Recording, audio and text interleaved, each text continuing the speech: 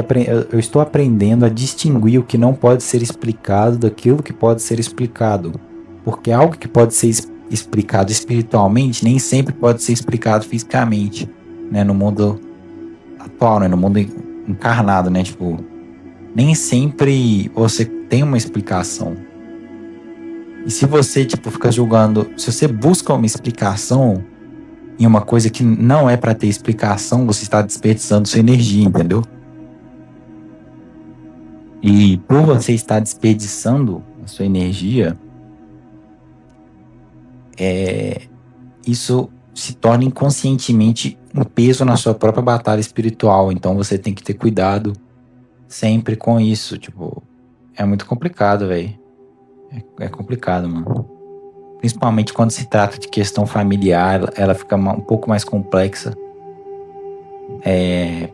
Porque às vezes o familiar ele vem de gerações espirituais diferentes um do outro. Então, às vezes eles até têm uma conexão espiritual de outras vidas, mas embora eles tenham uma conexão espiritual de outras vidas, eles são linhagens energéticas diferentes.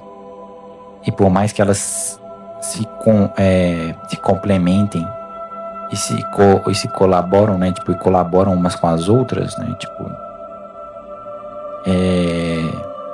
nem sempre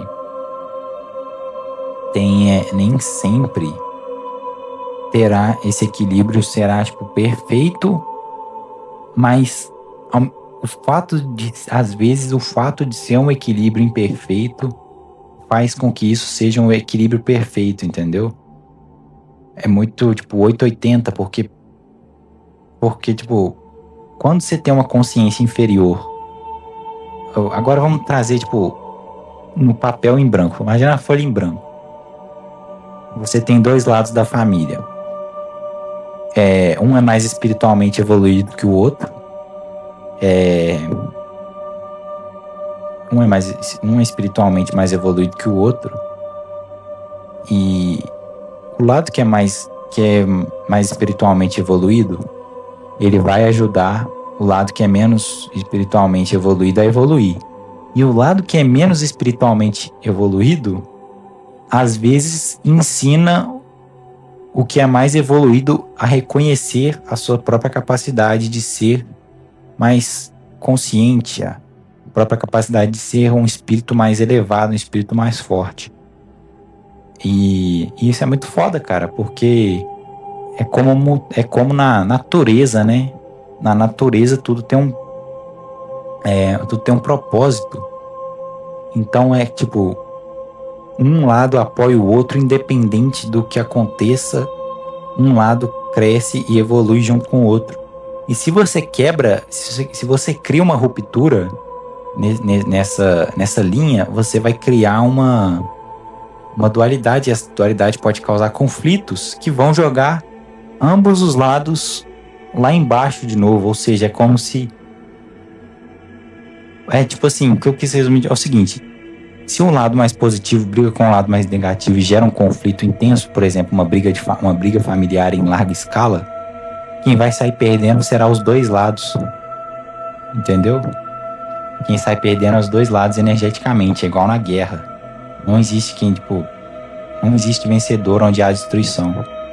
Todos caem na mesma quantidade, independente do quão evoluído um lado esteja na frente do outro. Porque a partir do momento que você gera um conflito, você gera um desequilíbrio. E o desequilíbrio, ele leva, ele afunda tudo. Então, é interessante você ver que quando tem o equilíbrio, tudo prospera, mas um desequilíbrio é o suficiente para fazer uma torre inteira cair. Entendendo? Vocês estão entendendo essa questão?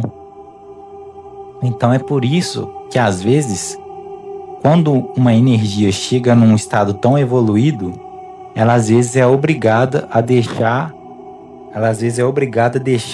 o lado que é menos evoluído para trás, para que ela não se corrompa, para que ela não se mantenha naquela frequência, e ela ter ficado ao lado daquela pessoa puxe ela para baixo de novo.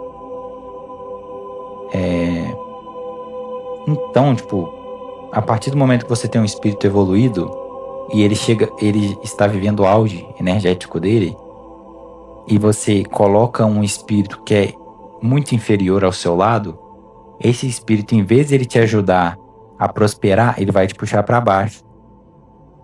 E quando você tem, tipo, uma dualidade, tem um mutualismo, né? Tipo, um ajuda o outro independente do que esteja acontecendo, então os dois crescem juntos.